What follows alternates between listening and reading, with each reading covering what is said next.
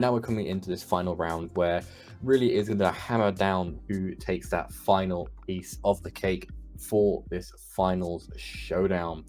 And yeah, it's going to be very, very good. We have Kiwamu Endo, who has got a very, very standard team with the Hisuian Arcanine that everyone has been loving to see and use recently, alongside the normal sporting cards of Rillaboom, Urshifu, and Tornadus, and then a double Ghost-type core on top with Golden Goat and Fluttermane to wrap things up. So a very, very strong, hitting hard team coming out from Kiwamu here. Yeah, Kiwamu, most well known for getting ninth place at the World Championships in 2018 with the Latias, not very common at the time. And, despite that, using a more standard team this time, like you mentioned, very similar to what Joji was using in the last match, except the Fluttermane being there over the Ogerpon Wellspring. And yeah, relatively standard, having both the defensive and offensive options between the Goldengo being more defensive, being paired with the Rillaboom, and the Urshifu and the Arcanine being more the offensive options. So I'm very curious to see what the matchup might be like for Kiwamu using a more standard team, unlike maybe back then. Although I believe at Worlds in Day 2 he might have used something more standard as well. Yeah, it's one of those things that in these sorts of tournaments you can either run something super standard where you're going to get the best out of your team, you're going to get everything out of it, or you can go something a bit set back. Kiwamu, obviously, be honest, players who's known for using these more unorthodox teams might be playing standard just to force the hand of the opposition, just so they think, okay, we can play something super solid because super solid beats unorthodox. But then if you face another brick wall, which is a super strong team, which is common, you're going to be facing a bit of a struggle because you're both going for that same end goal. And Sebastian's team looks quite similar when it does come up for us, so it's going to be nice to see what is going to be that kind of clash of heads, because it does look very, very well. It is pretty much piece to piece. You've got a flying type set of Tailwind, you've got a fire type, you've got your Rillaboom, you've got Fluttermane, you've got Steel type, and you've got Ogerpon being the water type this time. So if anything, the core is kind of there for the same thing. It's just the Pokemon are different, and they're all different, like, sort of tiers. This is more of a balanced version, whereas Kiwamu is going for that more, offensive variant of this core. Yeah, absolutely, you're right. I think the only, maybe instant damage that can be dealt out from Sebastian's end is the Fluttermane with those choice specs, but everything else, either needs some setup like the King Gambit, or is generally just like a solid Pokemon that has good amount of bulk and good amount of power at the same time, like the Ogerpon and the Rillaboom. I also really want to spotlight Sebastian's accomplishments, just absolutely, just demolishing the scene in 2017, getting top 8 in more than half of the major events that year, getting 2 IC top 8s and getting top 8 at Worlds that year, while also being a 2-time regional champion. So really not anybody to sneeze at for Kiwamu to play against. Both players really having achieved one of the top heights of VGC. And yeah, I guess Sebastian hasn't played maybe much recently, as much as he might have in 2017. But I think once you get that good at Pokemon, it kind of sticks with you. So I think Kiwamu definitely can't let his guard down. Yeah, Kiwamu can't let his guard down because you can be a player who's finished top recently, but it doesn't mean you're going to overwhelm someone who has this sort of history. So our game, I do believe, is ready. So when our players send up their Pokemon, we'll see who is going to be taking that first turn advantage. As it is Sebastian sending out Heatran plus Salamence, and then coming out alongside that is the Tornadus plus Urshifu. So a common super strong lead coming out, opening for Kiwamu with the ability to go for that Rain Dance or Tailwind, plus a super strong Surging Strike, and then a more passive lead with the ability to go for Tailwind, but also just that very, very bulky core coming out from Sebastian. Absolutely. Both players leading out with their Tailwind Pokemon, which are really not that threatened to be knocked out this turn. So they both have some leeway. They don't necessarily have to go for their Tailwind immediately. And at the same time, Kiwamu maybe have a bit more of the advantage since it is immediately threatening the Heatran over on Sebastian's end. But if you account for the potential Ogerpon or the Rillaboom being in the back, not the easiest target for Surging Strikes. So we'll see what happens. Sebastian immediately retreated the Heatran, likely having a safe Pokemon in the back to take the Surging Strikes, which we confirm to see the Rillaboom setting up the grassy terrain, making Sebastian's Pokemon even more bulky than they already are. Kiwamu going for the protect, potentially scouting out a Draco Meteor or an Air Slash coming out from the Salamence on Sebastian's end, as the Bleakwind Storm coming out from the Tornadus, hitting both Pokemon. Rillaboom super effective, and we finally end the turn with the Salamence hitting an Air Slash into the protecting Urshifu. Yeah, so Urshifu keeping himself nice and safe that turn, and of course the pure damage coming out from Kiwamu, which is very, very good, because if there was that Tailwind coming out from the opposition, you would have staggered your Tailwind, so even though you would have been matching speed for a few turns, you'd have had that one turn extra at the very end of their Tailwind to make sure that you have that speed advantage, that you can make sure you go forward. Given that a lot of the Pokemon on Kiwamu's side are faster than Sebastian's team as well, you can maybe think Kiwamu's just going like, okay, I can get damage down with Bleakwind, be hyper offensive, and if I get a speed drop from this, I do get to put that pressure down as well as the damage. And when you can put that damage down on bulkier teams, there's only so much they can take before they start dishing out. As you see, if Bleakwind does open this turn, doing not enough to get knockout, it still puts that pressure down. Absolutely, and Sebastian pulling the trigger first on the Tailwind, setting it up to have a Woodhammer go out onto the Urshifu first, and getting that first knockout of the game, whereas Kiwamu getting a little more damage with the Bleakwind Storm. But the Rillaboom actually knocks itself out with the recoil, so an even turn in the regards of the Pokemon count, but Kiwamu still has not set up that Tailwind, so like you mentioned, Kona has the opportunity to stagger still. Yeah, there's still that staggering. And as well with Tornadus, it's like, given it's a prankster Pokemon, it is 99% chance going to be guaranteeing it's getting that Tailwind off first. Like, you can have fake outs, you can have like something can stop that, but given there's no fake out present currently, and with Rillaboom being put away, you can now quite safely think, okay, I haven't got pressure like a Grassy Glide or anything putting that onto me, I can go for that Tailwind. And especially when you have a Heatran behind Tailwind in front of your Flutter Mane, which normally some Flutter Manes are easy to take. Something like a Flash Cannon, you can never be too safe when all you have is the open information. So Kiwamu could maybe opt to go for that Tailwind, make sure the speed advantage there, and to start putting that damage and pressure down. Heatran being a very good typing means it doesn't take much damage from the main stab coming from the Flutter Mane, and Shadow Ball is a single target, so you're really putting yourself into a position where you have to allow a Pokemon to live when you're going for this Tailwind. It does come out, allowing that speed advantage for the Flutter Mane as well. Yep, so we have the Tailwind being staggered by one turn as the Flutter Mane goes for the Dazzling Gleam. Potentially Sebastian not having a Pokemon to switch in to take that Dazzling Gleam comfortably, but certainly that Heatran is taking it very comfortably and retaliates with a Magma Storm, but it misses a Tornadus.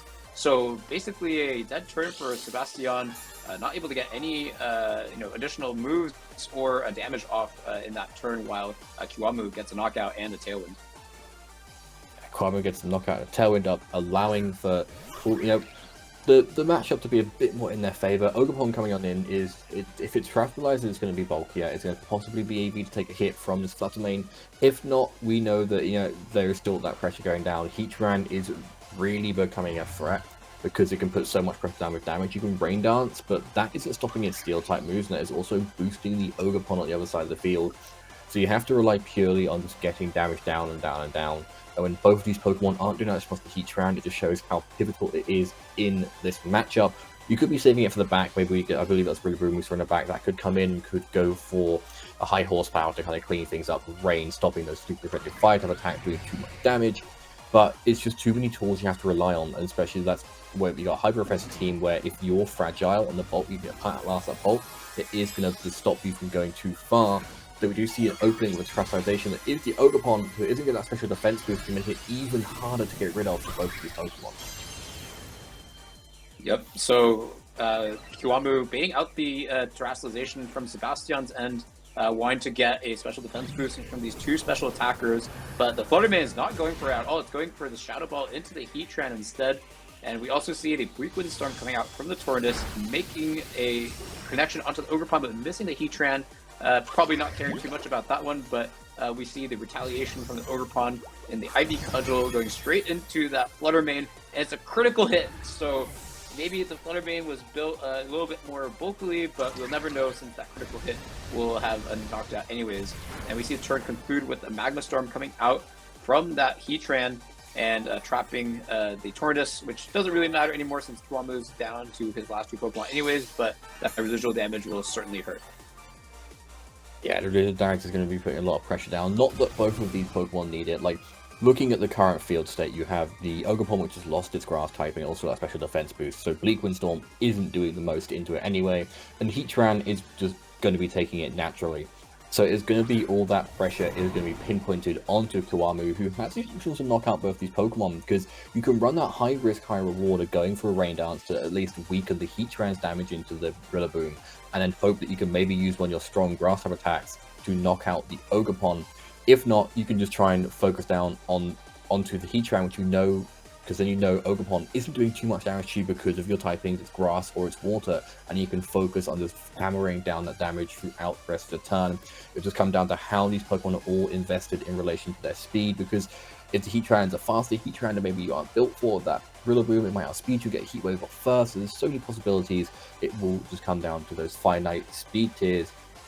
Of course, both these players must know the possibility to go for, because it is the Protect coming out from the Tornadus to open up this turn, keeping it a bit safer. Yep, we see the Protect coming out, and also the Protect coming out from the Ogerpon, so Heatran's not protecting the Kiwamu, would have made the right call, but we actually see the Heatran also going for Protect, so a really safe turn by Sebastián, but the high horsepower ending the turn, connecting onto the Heatran. So yeah, I think maybe with the Tailwind potentially expiring for Sebastián's end of this turn, then Kiwamu may be able to have the speed advantage for just one turn. That could be the one bit of speed advantage they have put pressure on. And Sebastián was really in a really sticky situation, because if you don't protect, you risk a Fake Out or just Rillaboom going for its super effective attacks into either of these Pokemon. But then at the same time, you also have that risk going through you, which is, oh, I now have to wait out my own Tailwind just so I can stop a Fake Out all this damage. And we do see the translation coming out from Kiwamu, so he's kind of realizing it's like, okay, I can get this pressure down, I can do this damage, and if you can knock out, it's that same case as like, if you Terastallize, you know you can knock out the Ogerpon and Heatran can't touch you. If you knock out the Heatran, you don't have to Terastallize and then the Ogerpon can't touch you. So Follow Me is coming out, which I do believe was the original target for that Rillaboom anyway, so it's going to be a nice situation to be in. Bleak Wisdom comes out and sets off this turn. So yeah, really good pick from Kiwamu to go for the Woodhammer into the Ogerpon. Whether it attacks or goes for Follow Me, it'll be able to get that knockout, especially being faster for this one turn. And the Heatran not likely going to read the Translation and go for an Earth Power into the Rillaboom. And yeah, going for the Honest Magma Storm into it. So especially with the Tornadus sticking around for another turn, Kiwamu will be able to still maintain the speed advantage again. So really well played, and I think maybe aside from a high horsepower missing, we may see Kiwamu lock this up. Yeah, Kiwamu can easily lock this up now. Because high horsepower can miss, and so can Bleak Windstorm. But you can know that one of these Pokemon is survival to turn. Protect coming out is going to be the option for Sebastián on this final turn, just reading the room. If Tailwind comes on through, making sure that Rillaboom is faster. So now it's just inevitable, like, you know, you can't miss that many times in a row that you're going to lose a match because of it. And Kiwamu now just has the ability to lock up, go for that high horsepower, go for that Bleak Windstorm, and call it a day for this first game, and have a bit of a good advantage, given they kind of struggled in the early steps of the game, allowing that Salamence to get Tailwind up a lot quicker, than allowing a knockout on the Urshifu, but it also meant you could stagger and just go through the match at a slow, leisurely pace. Yep, I mean, definitely not time to throw in the towel just yet, since there's definitely opportunities for double protects. But I guess Sebastián not even going for it, and getting the clean knockout with a high horsepower onto the Heatran, and that's game one for Kiwamu. Seems pretty clean at the very end. Yeah, it's a pretty clean up after that kind of back and forth start game where it's like, anyone could win from that first few turns. Then we saw the lead go in Pokemon advantage, at least, with Sebastián, and the Tailwind went back and forth, and you had that staggering, you had the ability to control the field. And for ages, it looked like when you had those super bulky Pokemon in front of you that there was no out to it. But Rillaboom coming through and being this powerful Pokemon that is, it can support, it can do knockouts, and having that late game mind game where it is, if I Terra Fire, you can't do damage to the Heatran. If I don't Terra, I can then knock out the Ogre-Pot, and there's so many things going on that I think Yuki just had that more mental presence going into that final turn, allowing for so many different 50-50s to happen that it was inevitable whether or not they won, because something was getting knocked out by a super effective attack. Yeah, I think the trend in most of these, formats in general, or the mechanics, is that whoever uses it last tends to have more options. So a lot of the stronger players use Dynamax later, they use the Terastallization later, and both these players, with the amount of accolades that they have, it makes no surprise to me that they both saved their Terastallizations until pretty late in the game. And I think the way Kiwamu kind of came on top was that there was no real pivotal turn, if I had mind. It was mostly that he kind of incrementally racked up the advantage, right? Like the Bleak Windstorm turn one, instead of going for the Tailwind, was able to get a lot of damage onto both the Rillaboom and the Salamence, while he protected the Urshifu, knowing that his opponent, instead of going for Tailwind, would try to attack it. And then same with the Magma Storm missing. So both the luck and the playing, I think, kind of played out for Kiwamu. So I think, both players have the opportunity to adjust. I don't think either of them necessarily misplayed. I think maybe Sebastián just needs to try to rack up the incremental advantage, kind of how Kiwamu did. Yeah, I think it just needs to be the ability to rack up the damage and just put that pressure down. Where Sebastián's team is naturally a slower, more bulkier team, it's going to be a bit of a step back trying to work out how to go through that. Though we do see that both players have switched up their leads, and they have gone for the Rillaboom plus Steel type that both of their teams carry. And looking at things at face value, you can already assume that Kingambit, being a Dark type, is going to put that pressure down on his Golden-Go, because it is carrying that Ghost typing to its name, and can't really do much about it, especially as well, both of these Steel types be even threatened by just Rillabooms on the field, because they both have... Actually, no, Sebastián doesn't have ground type attack. There is a fake out going from Sebastián's into Kiwamu to stop him from attacking. Open that turn, this nasty block does give a big advantage to the Golden-Go. Yep, so we see both players going for their setup moves, the Swords Dance for the Kingambit and the Nasty Plot on the Golden-Go, but Kingambit, by virtue of being advantaged both offensively and defensively against Golden-Go, I would say Kiwamu is definitely more of in a pinch right now. Might be faster than the Kingambit, but obviously Kingambit can circumvent that with the Sucker Punch and attack with priority. So I think Kiwamu is forced to Terastallize, which is exactly what he does right now, Terastallizing into the Dragon type, which is quite popular on the Golden-Go, trying to account for the elemental attacks coming out from the Urshifus and the Ogre Pawns these days. So we'll see how Sebastián reacts to this. We see the U-turn coming out, so probably definitive confirmation that Sebastián's Rillaboom is faster than Kiwamu's. So being able to pivot out before Kiwamu's Rillaboom is able to attack, potentially moving into a Pokemon that can take the Make It Rain a lot better, like this Heatran precisely. And Kiwamu goes for the Make It Rain, attacking into two Pokemon that resisted a critical hit onto the Heatran, but still shrugging it off pretty nicely. And we see the high horsepower, but not making the pickup on the Kingambit as it fires back with the Kowtow Cleave, not picking up the knockout on Golden-Go, but wow, what a turn.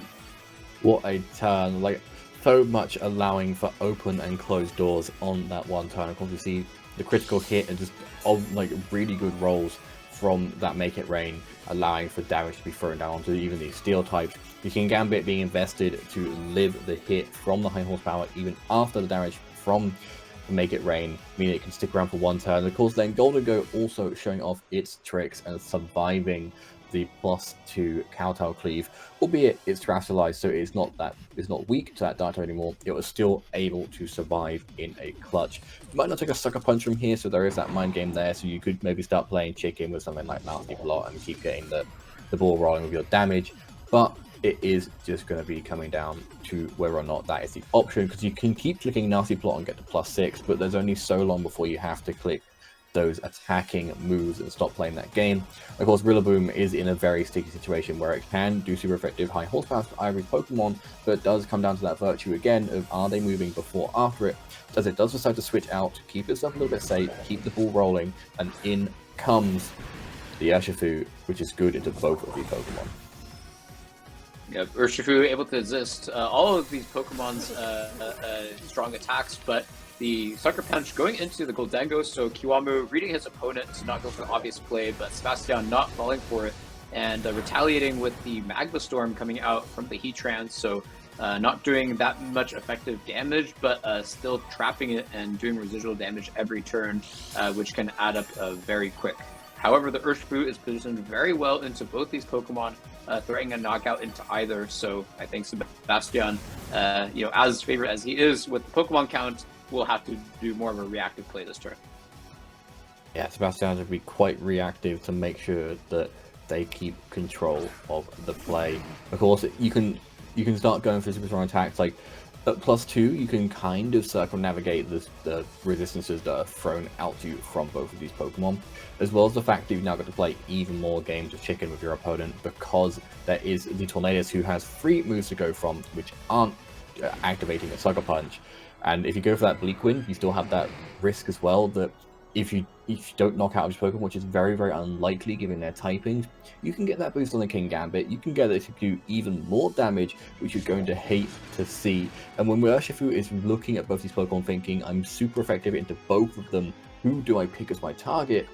It becomes ever more present that one of them is going to be doing damage at least once this turn. And even if you go for that Rain Dance to stop a Sucker Punch and weaken up that Heatran, there is still that pressure of the Earth Power coming on through, or a Flash Cannon. And it does even Terrestrialize as well to help its worries into that Grass type. So now even less damage will be thrown down into it for the rest of this match. Yes, so the Heatran going for the Terra Grass to resist the attacks coming out from the Urshifu, but doesn't mean it'll resist the Bleak Wind Storm coming out from the Tornadus.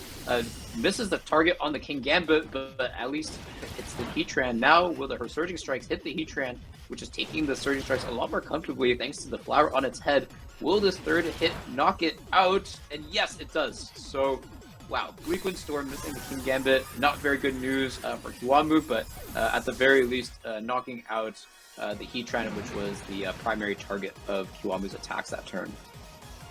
Yeah, Kiwamu's attack going into that slot there, and it's just one of those things where, yeah, I think I called my words a bit too soon, where it's like, oh, if you go for a Bleak Wind, you can activate the ability of Kingambit to get the speed drop, but also you're doing very little damage to that Heatran. So both players will go for that high risk, high reward sort of play, and by going for that Terra Grass, yes, you take less from the Urshifu, but then you are definitely taking more from that Bleak Wind Storm, which I guess was that mind game that Sebastián fell into of trying to work out, are they going to fall for my trick of allowing me to get a Sucker Punch off? And it worked off quite fairly, because you have an Urshifu that is surviving on a sliver of HP. You now have the Heatran gone, which means that you don't have to worry about that for the rest of the match. Of course, Kingambit is still very annoying because you have to be scared of that Sucker Punch. And Rillaboom also having Grassy Glide is very, very good into both of these Pokemon, so they are going to want to be considering that, as well as the Fake Out being an optimal choice. Though we do see a switch is happening, that Tornadus is going to be going out, and in on come in their own Rillaboom, so Kiwamu allowing for a bit more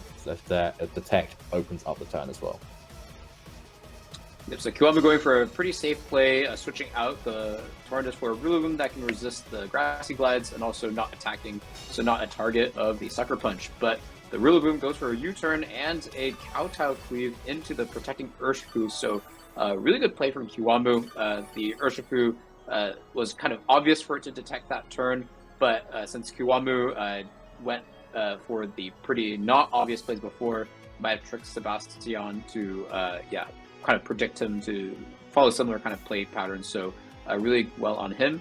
However, that Kingambit is still threatening a lot with those priority attacks, so Kiwamu might be forced to guess the slot correctly, or to knock it out with priority moves before the Kingambit itself can attack this turn. It's still just that pressure on, and you have to think, if you're in Kiwamu's shoes here, how do I mitigate as much damage going down as possible? Rillaboom having access to its own Grassy Glide can maybe put that pressure down. You can maybe go for Grassy Glide, Aqua Jet, and just hope it gets a knockout. You can maybe start with going with your own Fake Outs to make sure there's no presence going through. Rillaboom does opt to switch out, so it is going to be making sure it is staying safe. Not really was pressured by either Pokemon. Ogerpon coming in though does put a bit of pressure down if we did see a Surging Strike going to that shot, which is very, very unlikely. As we do see though, coming on in is a Tornadus again, so a revolving door of Pokemon for both players. Lack of Jacob the Kingambit and gets that knockout, which means that there is going to be no more worries of who's going for a Sucker Punch chicken game, and who is going to be putting down the pressure further throughout this game. Of course, Ogerpon puts a lot of pressure down, especially with Rillaboom coming in, because now you have to think who's going to be going for Fake Out, who's going to be going for Follow Me's. This Ogerpon is now even stronger because of the grassy terrain. It does feel like it is a bit in Sebastian's hands, but Kiwamu still has the tools to work around it and try and keep the game in their favor. Yeah, I totally see what you're saying, but it's still looking so bleak to me. Like Kiwamu's Rillaboom not having access to U-turn means any kind of 1v1 between the Rillabooms he will definitely be in the disfavor of, and Tornadus being the Pokemon with really strong attacks into both the Ogerpon and Rillaboom, probably not going to be able to attack as long as the Grassy Glide is an option for the Rillaboom, which it will for the next 5 turns. So, yeah, I think it's looking pretty tough, and I can totally see why Kiwamu might want to go for Adult Protect this turn to stall out the grassy terrain even more, get more HP back on the Rillaboom to survive at least the Grassy Glides. Yeah, it's going to want to try and survive these grassy glides using residual health healing benefits of that grass terrain to make sure that is the possibility continuing. Of course, there's only something you can do that because Tornadus isn't going to live those grassy glides, and if there's one going into that slot, it does mean it is going to be Urshifu versus both of these Pokemon, but it doesn't want to be doing too much damage into either of them, because if it goes for an Aqua Jet or Surging Strikes, it risks that Follow Me into the Water Absorb. If it goes for a close combat, it's lowering its stats if our Pokemon that already are doing loads of damage to it without its stats being lowered, and you can't keep detecting forever. And if you switch into Rillaboom, and Rillaboom is going to start taking more and more damage. Yes, it takes damage very, very well from both these Pokemon, given how powerful they can be in their current state. They are going to be putting a lot of pressure down.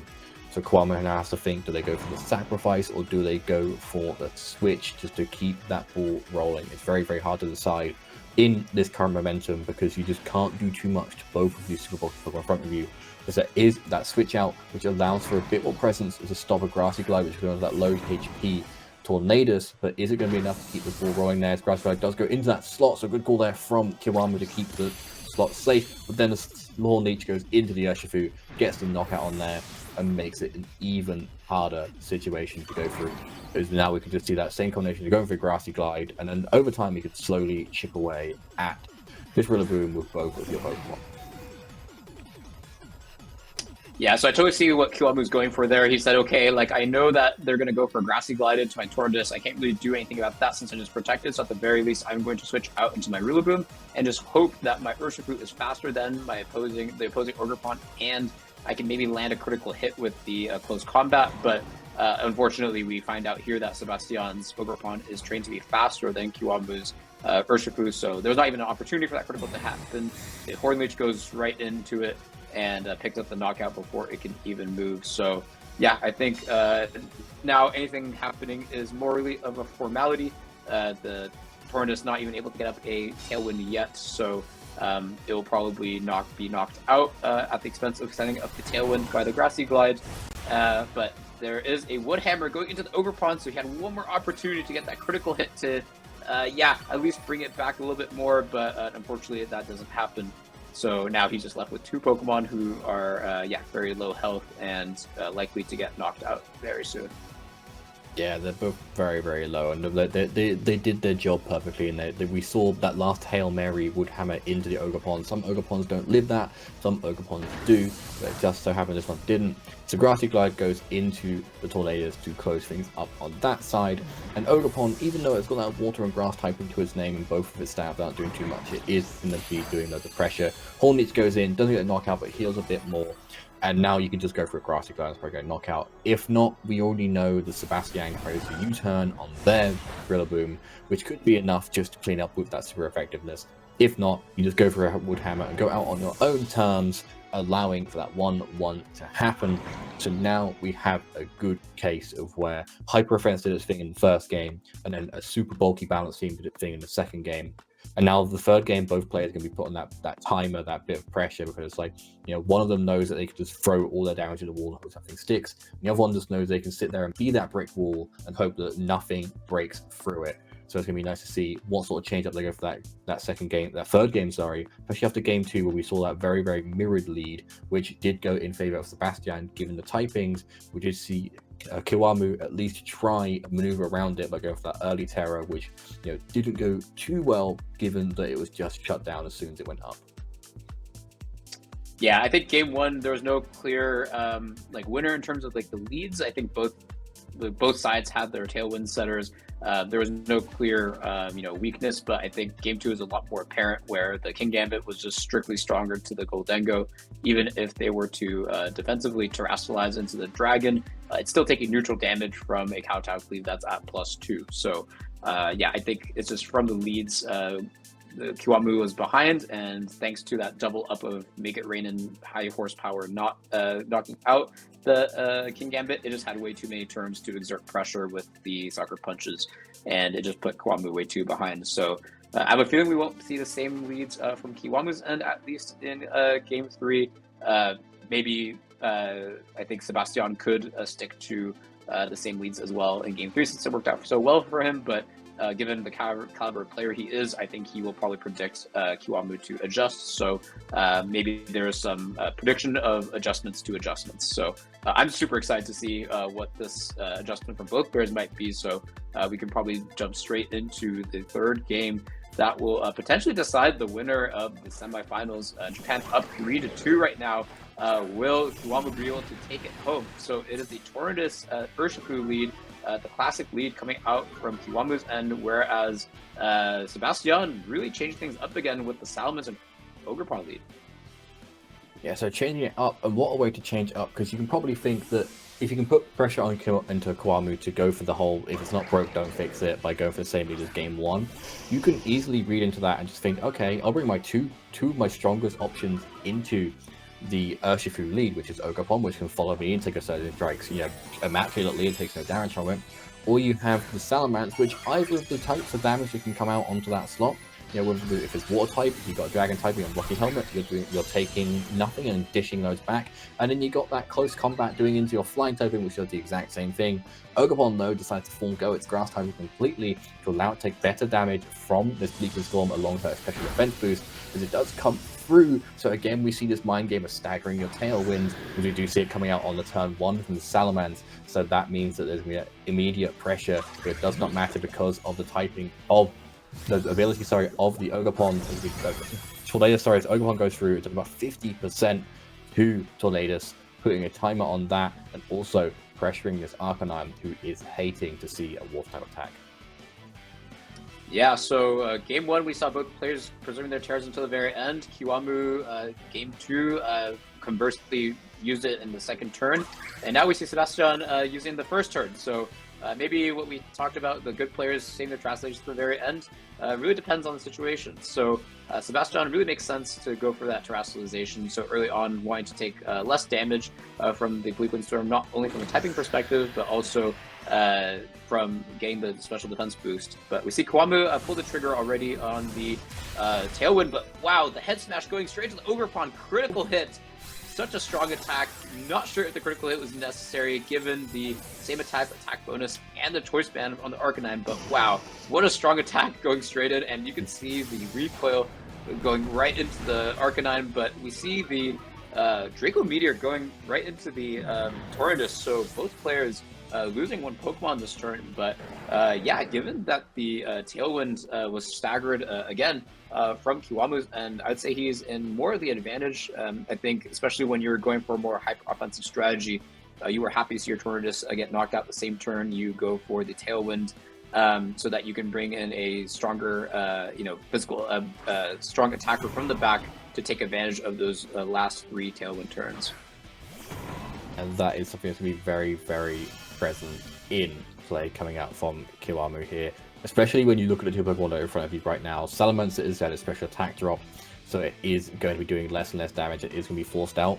It kind of is a bit happy to see it Rillaboom. It's a grass type. It's got okay special moves, but that special flying move has a chance to miss. It's already at -2 and not being the most powerful one. It might have to switch out, especially when you have a head smash choice band Arcanine looking right in front of you with no drops to it whatsoever. Rillaboom can fake out that slot to make sure it's not doing that much damage that turn, but also we can see Kiwamu's Rillaboom go for a fake out, so now we have so many different conditions put down onto the field right now that scares either player into not wanting to do something, because they either lose the Pokemon completely or just lose that immediate pressure Arcanine's going to switch out, though, preserve that Intimidate, and also get a swap up of moves for later in the game. Coming on in is that Urshifu, who can put a lot of pressure down if it's going to get hit by any grass attacks, which is only hit by a Fake Out. Yeah, well, Kiwamu going for the Fake Out into the Rillaboom, who is faster since both players are in Tailwind, and the Rillaboom on Sebastian's end trained to be faster.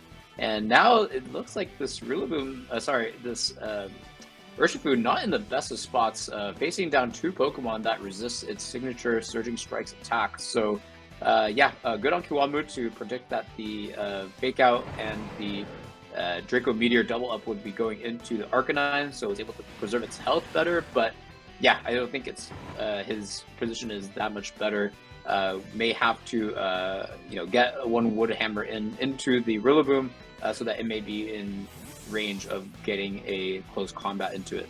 But we see that the Salamence actually switches out from Sebastian's end, going to preserve and intimidate himself, and we see the 4th Pokemon finally revealed is the Heatran.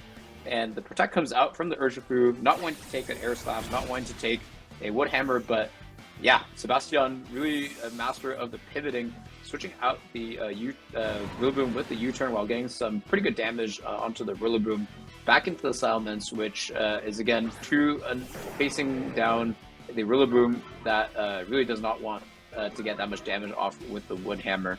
And we probably see that the turn is ended with the Wood Hammer going into the Salamence, so really excellent pivoting over from Sebastian's end. And yeah, I don't think Kiwamu's positioning has improved that much. Yeah, Kiwamu's in a really sticky situation now as well, with Sebastian going for that pivoting of you've got the Intimidate drop down, which means that you're putting a lot of pressure onto that Rillaboom because it can't do as much damage as it wants to be doing. And you're indirectly putting pressure on this Urshifu, because most people who are using Urshifu really don't care about the stat drops because they can just go for their triple crits on their Surging Strikes, which is really, really good into this Heatran. But at the same time, you can have that Rillaboom come in, which is going to love taking his Surging Strikes, and if you try and call the Rillaboom coming go for that close combat, you're at -1 attack, so you're not doing as much damage that way either. That just allows Rillaboom to have a lot of pressure going to you, because it doesn't just have to go for a Fake Out to put pressure down. You can go for a Grassy Glide, going to no Fake Out pressure on the opposing side. You can go for an Air Slash into that Rillaboom with the Salamence and put pressure down that. So it does feel like Sebastian has turned the gears, has turned the table completely, and is allowing that pressure to go forward.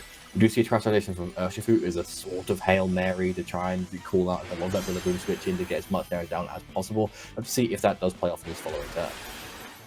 Yep, well, Urshifu Surging Strikes going into the Heatran, the most ideal scenario, being able to get that super effective damage, get that knockout, not being able to, Sebastian not taking it with the Rillaboom instead. And yeah, I think this will allow the Urshifu to survive any kind of Air Slash that might come out from the opposing Salamence, but the Wood Hammer also coming in, maybe accounting for a Rillaboom switching in instead of that Heatran. And we see that the Salamence finishes off the turn with an Air Slash into the Urshifu, critical hit, luckily still surviving that attack, but is much, much lower. And yeah, with Kiwamu's Tailwind also just expiring now, Sebastian, even though he is behind in the Pokemon count, it's looking pretty good from a typing perspective. Arcanine down to half health, and both these Pokemon really not wanting to face down a Salamence or a Rillaboom. Yeah, it's looking to be very, very good for Sebastian there. Of course, Sebastian possibly reading into that lack of terror just to try and play things through. Maybe as well thinking that the Rillaboom was going to Terastallize to stop it from taking super effective damage from the Heatran, but Kiwamu playing so well into that, allowing for that Wolf Terror to hang on a bit more with that Air Slash bound, as well as just getting as much damage down to any Pokemon that was in that slot. Of course, now you're in a position again where it's Salamence is taking no damage from either of your stabs, and is also dishing out loads. When you're this low HP, you don't want to be taking anything from Rocky Helmet. But Rillaboom has that pressure of just going for a Grassy Guard, going for a Fake Out, and forcing you to attack one of these Pokemon. Arcanine could come in and go for an Intimidate to get the Rillaboom a bit dropped and put that pressure down on maybe a Head Smash onto the Salamence. There's so many different possibilities to happen that it does just feel like it comes down to who goes for the best options, and it is a lack of Fake Out, meaning Grass like gets a knockout on the Urshifu. Arcanine has to come in now at the end of this turn, and it looks like Sebastian could be taking it. Yep. Well, we see the Salamence go for the Tailwind. Really excellent playing, not laying the opportunity for the Arcanine to get a Rock Slide off next turn for free. And we see Kiwamu going for the Wood Hammer to conclude the turn, really showing, the high horsepower coverage, meaning that the U-turn is not there for repositioning and extra damage onto the Rillaboom. So, alright, Kiwamu, both players actually down to their last 2 Pokemon, but Sebastián in with the advantage of the speed, which may be all he needs given both of Kiwamu's Pokemon really low in health, and I don't see an extreme speed picking up either of these Pokemon. It is going to be a tricky one. The Intimidate is going to help a bit, it is going to put that pressure on, but when you have a grass-type move as strong as Wood Hammer coming from a Pokemon as strong as Rillaboom in grassy terrain, it's going to forego that fire-type thing that the Arcanine carries, and it's going to do lots of damage to it. Of course, a double-up is also an option as the Draco Meteor gets the knockout cleanly from the range of HP of at, and that just means Sebastián has to just get this knockout onto the Rillaboom to take the game for Argentina and put that pressure on, and we see that it isn't dropped and it goes in, and without the Intimidates, it is enough. Kiwamu does lose the game. Sebastián does take the game 2-1, meaning that Argentina has a bit more to their name going through and can try and push themselves through to that finals. But Japan have some saving grace. That it's 3-3 right now. The last game will decide it.